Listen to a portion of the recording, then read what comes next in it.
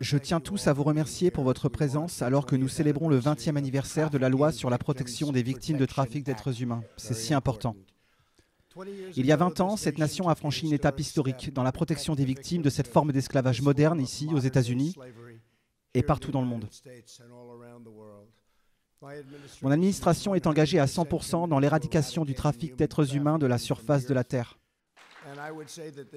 J'aimerais dire que ce problème est très cher à notre cœur, à cause du niveau de mal que vous ne pourriez jamais imaginer être possible dans une ère moderne. Un niveau d'horreur incroyable. Et je voulais donc remercier Ivanka pour ce problème sur lequel elle s'est véritablement concentrée. Merci. Nous sommes également honorés d'avoir avec nous plusieurs survivants extraordinaires, victimes du trafic d'êtres humains. Et je tiens à tous vous remercier d'être venus. Et vous viendrez quand nous signerons, ce sera un grand honneur de vous dire bonjour et de vous serrer la main. Votre courage nous inspire vraiment. Je veux juste vous le faire savoir. Comme les hommes et les femmes ici présents le savent, le trafic d'êtres humains est un problème partout. C'est un problème mondial. Le trafic d'êtres humains est pire que jamais. Et c'est à cause d'Internet. J'ai entendu Bill Barr et j'ai entendu d'autres personnes dire qu'Internet a causé beaucoup de bonnes choses, mais aussi de très mauvaises choses. Et c'est probablement la pire des mauvaises choses. C'est une chose inimaginable. On estime à 25 millions le nombre de personnes dans le monde aujourd'hui détenues en captivité, manipulées et maltraitées par des trafiquants d'êtres humains. Rien qu'en 2018, le National Human Trafficking Hotline a identifié plus de 23 000 victimes de trafic d'êtres humains aux États-Unis. 65% de ces victimes étaient des femmes. Plus d'un cinquième étaient des enfants. Les trafiquants d'êtres humains s'attaquent à nos citoyens et aux personnes les plus vulnérables. Ils sont vicieux, ils sont violents. Mon administration combat ces monstres, les persécute et les poursuit, et les enferme pendant très, très longtemps. Nous avons eu un excellent bilan, le meilleur bilan depuis longtemps. Nous démantelons les organisations criminelles qui rendent possible le trafic d'êtres humains à grande échelle. Au cours de mon premier mois à la Maison-Blanche, j'ai demandé aux agences fédérales de sortir et de faire ce qu'ils ont à faire. Tous les ministères fédéraux font ce qu'ils doivent faire pour identifier et détruire ces groupes. Et nous en détruisons beaucoup. Malheureusement, ils reviennent très rapidement sous une forme différente. En 2018, le ministère de la Justice a fermé le plus gros site de trafic sexuel en ligne. Le département de la justice a poursuivi un nombre de crimes violents qui maintenant est un nombre record. Au cours des 3 dernières années, l'ICE a arrêté plus de 5000 trafiquants d'êtres humains. Et je veux remercier l'ICE car ils ont été incroyables. Ce sont des gens formidables. Des gens formidables. Ils sont solides, courageux et ils aiment notre pays. À l'étranger, nous avons également vu des progrès historiques, en travaillant avec nous et en partageant nos renseignements avec eux. Lorsque j'ai pris mes fonctions, l'État islamique contrôlait plus de 30 000 km² de territoire et a perpétré certaines formes des plus odieuses de traite des êtres humains dans le monde. Comme vous le savez, nous avons totalement vaincu 100% du califat de l'État islamique en Syrie et en Irak. Nous avons des milliers et des milliers de prisonniers, des prisonniers d'ISIS. C'est vraiment quelque chose d'incroyable et nous l'avons fait assez rapidement. Car lorsque nous sommes entrés en tant qu'administration, ils étaient partout. Et nous avons eu 100% du califat.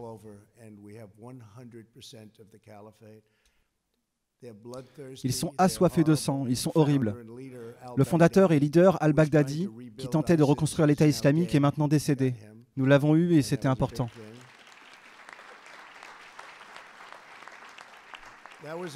C'était un gros morceau et ce n'était pas une chose facile. Ils se cachaient et ils l'ont poursuivi pendant 15 ans, mais nous l'avons eu. Mon administration exerce une pression sans précédent sur les trafiquants au pays et à l'étranger. Et nous libérons des victimes innocentes à chaque tournant. J'étais fier d'être le premier commandant en chef à assister à une réunion du groupe de travail interagences du président créé par la loi de 2000 sur la protection des victimes de trafic. En novembre, j'ai également été le premier président à signer un décret pour créer une force d'intervention pour les Indiens d'Amérique et les autochtones d'Alaska disparus et assassinés. Je viens de le signer. Et cela avec un accent tout particulier sur les femmes et les filles. C'est une chose incroyable qui s'est produite et nous venons de le signer. J'ai signé 9 lois visant spécifiquement à lutter contre le trafic d'êtres humains aux États-Unis et tout autour du globe. Et en 2018, j'ai signé une loi renforçant la campagne bleue du département de la sécurité intérieure, qui a unifié la lutte du département contre cette crise et qui chaque jour augmente la sensibilisation du public. Nous avons signé, et de loin, plus de lois sur le trafic d'êtres humains auxquelles aucune autre administration n'eût été capable de penser. Merci.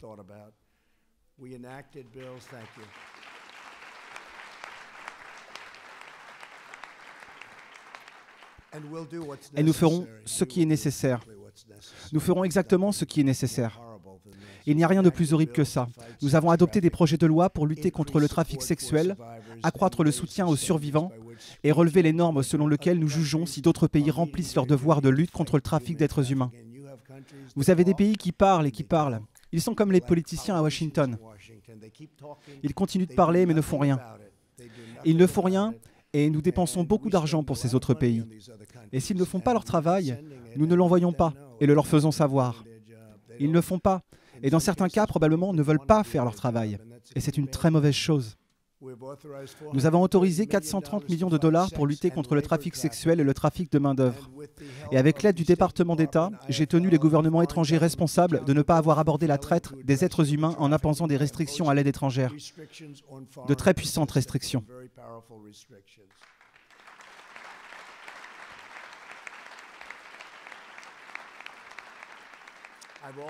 J'ai également accordé la priorité à l'augmentation du financement des efforts de lutte contre la traite dans mon budget de 2021, en allouant 70 millions de dollars à l'amélioration des poursuites et au ministère de la Justice.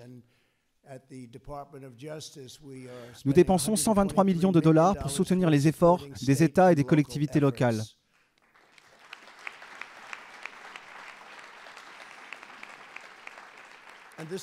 Et ce sont tous de nouveaux fonds. Et ces fonds profiteront directement à ceux qui sont sur la ligne de front et qui sont chargés de faire tomber les auteurs de ces terribles crimes. Et vous pouvez lire tout ce que vous voulez. Vous pouvez dire tout ce que vous voulez. Mais personne n'a fait plus que ce que nous avons fait contre le trafic d'êtres humains.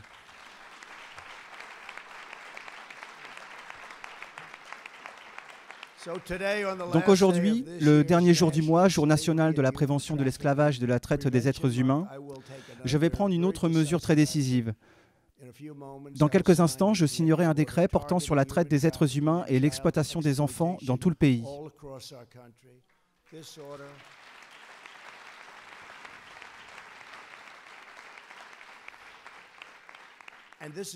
C'est un décret très important.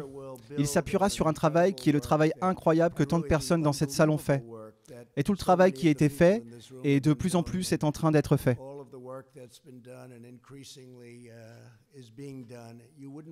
Vous n'imaginez pas le niveau d'enthousiasme des personnes travaillant sur ce problème.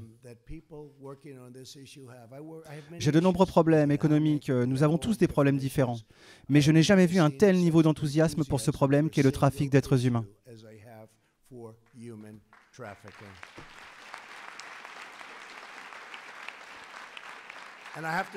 Et je dois dire que cela commence avec Bill Barr et Chris Wray, le FBI. Cela commence avec toutes les personnes chargées de l'application des lois. C'est tellement important. Et c'est quelque chose que les gens apprécient vraiment. Alors ils collectent et coordonnent. Ils partagent des informations vitales sur l'application des lois et le renseignement avec d'autres endroits dans le monde entier. Et très, très important, nous avons eu un impact énorme. Le problème est que c'est tellement massif, c'est tellement de monde et tellement de pays. Nous avons eu un impact énorme. Il sera affiché en ligne avec une liste complète des ressources gouvernementales. Toutes les choses que nous faisons et où aller pour savoir ce qui se passe. Cette ordonnance élargit les programmes d'éducation à la prévention, promeut les possibilités de logement pour les survivants et donne la priorité à la suppression du matériel d'abus sexuels et de pédopornographie sur Internet.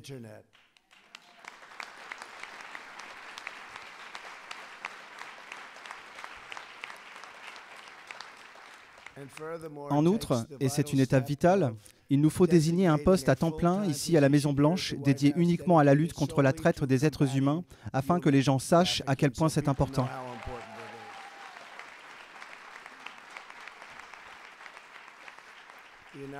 Le gouvernement des États-Unis continue de travailler avec le Royaume-Uni, l'Australie, le Canada et la Nouvelle-Zélande en consultation avec l'industrie sur un principe volontaire établi.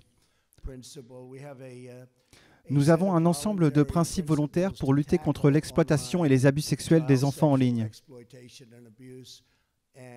Et le niveau de détail, tout ce qu'ils font, personne n'a jamais rien vu de tel auparavant. Les gens qui y travaillent le font avec cœur et un amour incroyable. Ils veulent que quelque chose se passe. Ils ne veulent pas perdre de temps comme les gens perdent depuis de nombreuses années. Même les gens dans cette position, ils ont perdu du temps et pas beaucoup d'argent, je dois vous le dire. Ils n'ont pas dépensé, comme vous le savez, ils n'ont pas dépensé beaucoup d'argent. Nous déployons à présent beaucoup de moyens. Nous avons hâte de lancer ces principes dans les mois à venir. Nous ne nous reposerons pas avant d'avoir arrêté le dernier trafiquant d'êtres humains et libéré le dernier survivant.